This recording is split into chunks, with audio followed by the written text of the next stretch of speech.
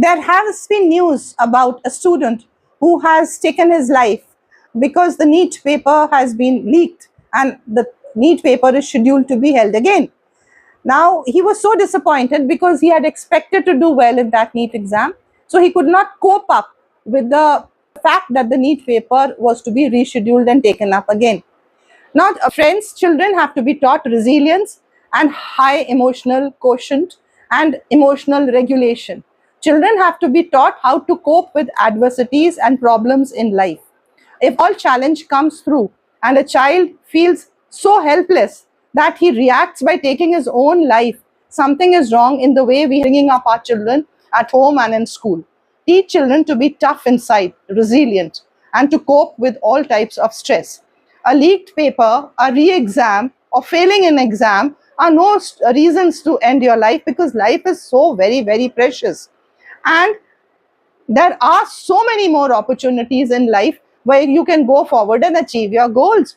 So children should be advised, mentored, empowered by teachers and by parents.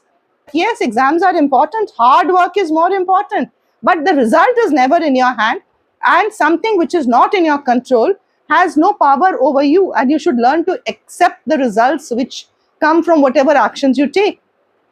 So acceptance is a skill which should be taught to children, and they should always be told that there are many, many, many more opportunities in life, many more goals they can achieve, many more exams they have to give, and tripping, falling, failing, or losing an exam or getting a compartment is no reason to be disheartened. And marks are important, but they are not so important so as to rule your life and your emotions, because there's always another chance to improve and to get better.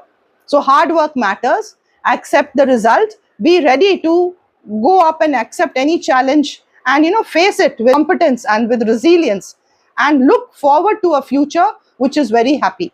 That a happy child can achieve anything in life, but a stressed child, and the stress is mainly from the child's own inner thinking and from his environment, from his teachers, from his schools, from his peers, and mainly from his parents. Parental pressure should be zero when the exams are going on, or when the child is growing up, or when the results are accepted.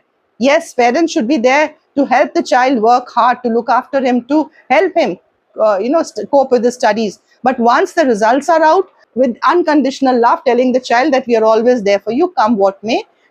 Signing off, this is Dr. Sona, a psychologist and a happiness coach. There has been news about a student who has taken his life. There has been news about a student who has taken his life